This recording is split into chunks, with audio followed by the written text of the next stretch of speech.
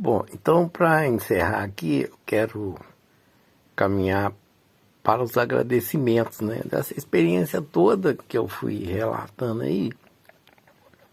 E muita coisa eu tive que saltar, tive que pular, porque não dá para entrar em tudo.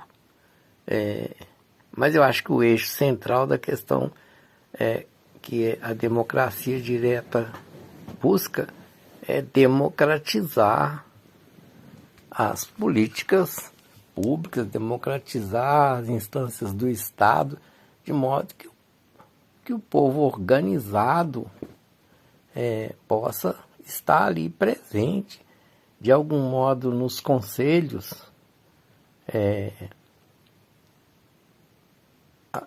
procurando saber, procurando participar, ter noção do que está acontecendo, ter informação e poder decidir nessas instâncias populares, nos conselhos, a aprovação dessas políticas públicas, dos investimentos, dos recursos que afinal de contas são as próprias pessoas que pagam os impostos e precisam ter controle sobre isso, né? O que a gente chama de controle social das políticas públicas e das políticas de orçamento. Então, para essa experiência toda ser configurada do jeito que aconteceu aqui, que eu pude vivenciar aqui em Belo Horizonte, a partir também dos movimentos anteriores ao próprio orçamento participativo, que foi o Conselho Comunitário e Popular de Venda Nova, que é uma outra ocasião, eu quero escrever um pouco a respeito. Agradecer desde a minha mãe, né, a dona Cici. A minha mãe, por conta da experiência política, né, como dona de casa, mulher, 1956, numa cidade interior, eleita vereadora e de esquerda. Não podia deixar também de expressar meu amor, minha paixão pelo meu pai, né, o José Viana, ferroviário. Eu ainda muito pequeno, mas pude acompanhar meu pai no trabalho dele lá na rede ferroviária, em Sete Lagoas, né? Eu admirava muito meu pai pela competência dele, pela capacidade dele. Ele tinha um cargo simples na rede, servidor lá da rede ferroviária federal, né? Da Central do Brasil, mas ele tinha uma relação muito importante com os companheiros, com as companheiras do trabalho, né? E era muito respeitado ali no trabalho dele. Gostava de escrever, fazia os discursos. Acho que ele tinha uma vontade enorme de ter estudado mais, de ter conseguir participar da vida política, Ele ajudava minha mãe a escrever os discursos dela lá na Câmara de Vereadores, né? E às vezes ele chegava com um papel assim, escrito. Eu tenho uma tristeza de ter muito menino quando ele faleceu, não ter conseguido ficar com esses escritos. Procurei depois, não achei. Ele falava assim: ô Si, escuta aqui, vê o que eu escrevi. E ficava falando aquilo, né? Tinha um programa no rádio, na Rádio Nacional, acredito, o programa Hora do Brasil, né?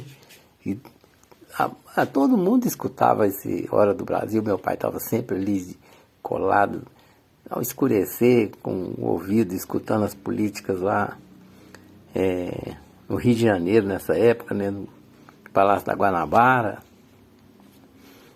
da situação lá das pressões contra o Getúlio Vargas. Ele acompanhava muito, sofria com isso, com esses movimentos, né? Então aquilo foi marcando a minha vida também. E meu pai, além de gostar de escrever, de acompanhar as notícias, tudo, ele era músico muito bom, né? Maestro. Ouvia uma música assim no rádio e ia ali e escrevia a partitura, né?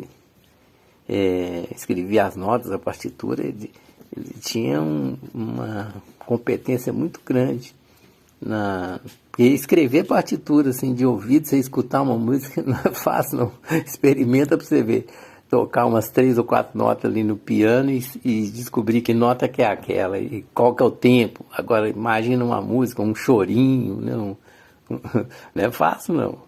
Então meu pai tocava saxofone, clarineta e era maestro da banda lá em Sete Lagoas, da banda da Igreja Católica. Ele e minha mãe participavam das atividades da Igreja Católica lá da Boa Vista, né, da Igreja Santana. E ele, desde cedo, eu vi ele ensinando os meninos, os meus irmãos mais velhos, a estudar música. Mas eu era muito pequeno na época, às vezes eu acompanhava, mas sem conseguir entender direito como é que era aquilo. Então eu tenho muita saudade, muita paixão por não ter... ele faleceu, eu estava muito novo ainda, tinha 18 anos quando ele faleceu, não, 20 anos quando ele faleceu, né? Era muito novo. Mas é isso. Então quero deixar aqui um agradecimento muito forte para ele, para minha mãe, pelos exemplos que eles nos deixaram, né? E que eu pude seguir de perto, tentando acompanhar as pegadas dele, os passos dele. É isso. Aí queria também aqui deixar meus agradecimentos para o meu irmão Mauro. O meu irmão Mauro, ele atravessava a cidade comigo no cano da bicicleta, né, no quadro da bicicleta, para me levar lá do bairro Boa Vista até lá para o alto, depois da Lagoa Paulina, lá em cima. Eu não sei como é que chama o bairro, na escolinha de educação infantil. Eu, né, com 3 anos de idade, 4 anos de idade, tive acesso à escolinha de educação infantil da igreja comunitária, né? Então tem que agradecer muito ao meu irmão por esse enfrentamento que ele fez. A minha mãe dava tarefa para meus irmãos, para minhas irmãs, para cuidar dos irmãos mais novos. E ele tinha essa incumbência de me levar para a escola todo dia. Me levava de bicicleta, depois 5 horas da tarde estava lá na porta me esperando para trazer de volta. Então devo muito carinho, muita obrigação pelo carinho dele, né? Também agradecer às outras irmãs, os outros irmãos, a minha irmã Lu, o Jari, meu cunhado, também primo, né? Que me ajudou muito na época que eu vim morar aqui em Belo Horizonte, muito novo ainda, para estudar. Fiquei na casa dele e ele abriu as portas do Senai para mim, eu muito novo ainda. Aí comecei enquanto fazia o ensino fundamental, fazia na parte da manhã a escola do Senai, ali na Antônio Carlos. Agradecer também a Rosa, a Lia, né? Enfim, a todos os meus irmãos e irmãs que cuidavam da gente. Eu, a Gracinha e o Vitor, que éramos mais novos, que era tarefa delas. A minha mãe trabalhava muito como costureira e professora de corte de costura, e meu pai trabalhava fora na rede ferroviária. Então, tinha uma tarefa dos meus irmãos e irmãs mais velhos de cuidar da gente. Eu quero, mais adiante também, agradecer lá o ginásio da rede ferroviária, o ginásio Cristiano Ottoni, né? Meu pai era ferroviário e eu estudava na escola da rede ferroviária. E ali eu tinha o professor Galvão, diretor, bravo, muito enérgico, mas nos ajudava a encontrar o caminho, né? A se achar.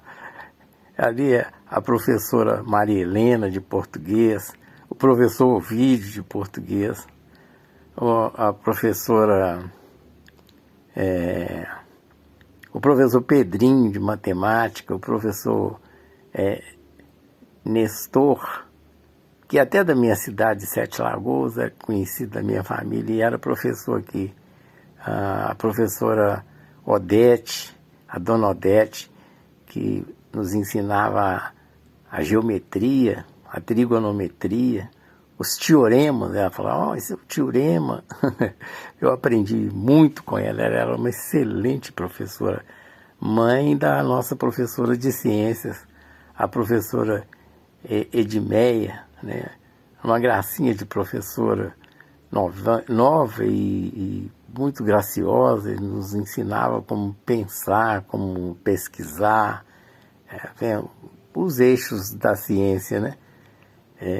Então a professora Edmeia foi muito importante na minha vida. A professora Maria Helena de português nos ensinou praticamente a organizar o pensamento, a escrever, porque é difícil a gente, bairro de periferia, né, de setor popular, a gente aprende a falar aquilo que a gente escuta, e ela não, com muito carinho, foi nos ajudando a organizar a fala, e como que escrevia, interpretar os textos, gostar de poesia. A professora Noêmia, de geografia, maravilha de professora, muito dura, muito séria, muito rígida, mas ela tinha uma capacidade de nos ajudar, ainda muito novos, a entender a geografia e gostar da geografia. Enfim, e o professor Guilherme Lage, que é meu querido professor de História lá no ginásio da Cristiano Ottoni, e depois, mais tarde, veio ser o diretor, né, da escola São Cristóvão, do Colégio São Cristóvão, quando eu pude começar a trabalhar como professor lá em 1972. Então, quem não conheceu o professor Guilherme Lage, aqui em Belo Horizonte tem o Parque Guilherme Lage, né, aqui na região Nordeste. Ele foi secretário também de Educação num período. Quem não conheceu o Guilherme Lage, ali no São Cristóvão, perdeu, porque era um homem extraordinário, uma pessoa fantástica. Muito que eu tenho das coisas boas que eu consegui reter na vida para poder levar para a minha vida profissional, para a minha vida como pessoa, eu agradeço ao professor Guilherme. Enfim, depois também tem na minha trajetória profissional lá, ainda na escola, estudando, né, na escola de engenharia, no Cefet, tem muitos professores e professoras que me ajudaram demais da conta a compreender a física, a compreender a matemática, enfim. Aí, quando fui trabalhar na escola Pedro Guerra, lá em Venda Nova, em 1983, levar a oficina para lá, organizar a oficina. Então, tanta gente boa ali que se doou para que eu pudesse me sentir bem dentro da escola, me organizar, me acolher ali. Professor que chega já com a escola em funcionamento já no segundo ano, né? Eu agradeço demais da conta. Eu fico até com medo aqui de falar alguns nomes e deixar de falar outros, porque praticamente todo mundo lá me acolheu com muito carinho, com muita força, nos ajudando a fortalecer o projeto da escola, a preparação da organização para que a escola se transformasse numa escola de ponta da rede municipal, ali acolhendo a comunidade, de modo democrático, muitas discussões, muitos debates, muitas polêmicas, mas sempre respeitosas. E eu não poderia aqui escolher um professor, uma professora para falar, porque, sem exceção, a escola tinha excelentes, e ainda tem excelentes professores, pessoal da coordenação, da pedagogia. E nessa caminhada, nessa trajetória de participar ali da Escola Pedro Guerra e abrir a escola para a comunidade, levar a escola para a comunidade e participar, ajudar a comunidade a se organizar nos conselhos populares, nos conselhos comunitários, nos colegiados da escola. Então, foi muita luta, mas assim, com um apoio muito grande, praticamente da escola como um todo. Então, tenho que muito agradecer a Escola Municipal Professor Pedro Guerra, que era muito importante na minha vida. Não é só na trajetória profissional, na minha vida pessoal, na minha vida familiar. E aí, agradecer a algumas lideranças comunitárias que marcaram e ficaram presentes nesse processo do orçamento participativo, para além dos jovens, dos estudantes, dos meninos, das moças, dos rapazes, né? Eu tenho excelentes amigos que foram alunos, alunas, estudantes, não alunos, mas estudantes, jovens estudiosos e do setor popular, que se encontraram ali na sua formação escolar, na formação profissional, hoje pais de família, mães de família. Fica até difícil a gente citar alguns, porque a gente pode cometer esse pecado de falar de uns e não falar de outros, mas são muitos, muitos mesmo. E depois, chegando à Secretaria de Administração Regional, né, eu queria deixar o meu agradecimento aqui em especial ao ex-prefeito Fernando Pimentel, porque foi quem de fato abriu as portas ali da prefeitura, da regional Venda Nova, reconhecendo o nosso trabalho ali na comunidade e nos convidando para integrar ao quadro de secretários, primeiro como secretário adjunto de políticas sociais, e isso em 2004, e a partir de 2006 como secretário de administração regional. Eu pude ficar lá até praticamente 2012, né, ainda no governo do prefeito Márcio Lacerda. Então, se for pôr o nome das pessoas que eu preciso agradecer para chegar aqui nesse texto, nessa caminhada aqui do projeto de participação popular, fica difícil de colocar. Mas tem uma pessoa que eu não posso deixar de colocar o nome, que é o professor Chico, né? Eu falo professor porque ele sempre se colocava assim como um amigo, mas é o doutor Francisco Lima, não, PhD Francisco Lima, né, ali da Universidade Federal, que me ajudou a organizar as ideias, que me ajudou, abriu para mim, descortinou uma frente muito grande de literatura, de livros, de conhecimento, que me ajudou a organizar as nossas ideias da participação política mesmo, mas com P maiúsculo, para além de ser e continuar como jacobino, mas um jacobino que não quer só chegar na porta, nos muros da cidade e invadir e tomar a cidade, mas um jacobino que entendeu que precisa conhecer gestão pública, conhecer os orçamentos, conhecer como que é a forma de organização das políticas públicas para ajudar os setores populares a trabalhar também para conhecer a sua cidade, para exercer a cidadania, não como político para ser eleito, para representar a sociedade, ou um setor da sociedade com um mandato, mas para se organizar como cidadão, como cidadã, para aprender a controlar a gestão pública, controlar o Estado, controlar a cidade,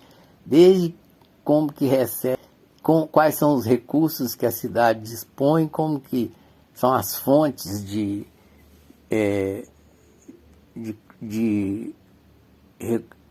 impostos, né, de recursos financeiros mesmo,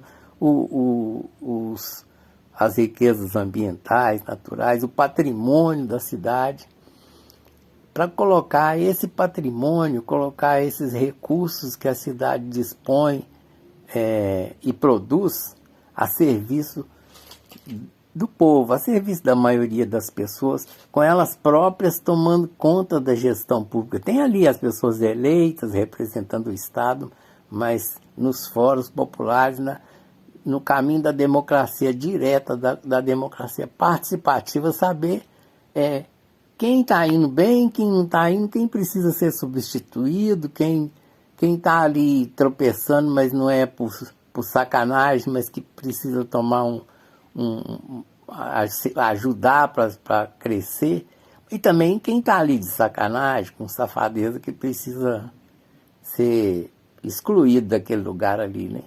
Esse é que é o papel do orçamento participativo e da gestão da democracia popular, da gestão da democracia direta, no controle social das cidades. Um grande abraço, um beijo no coração.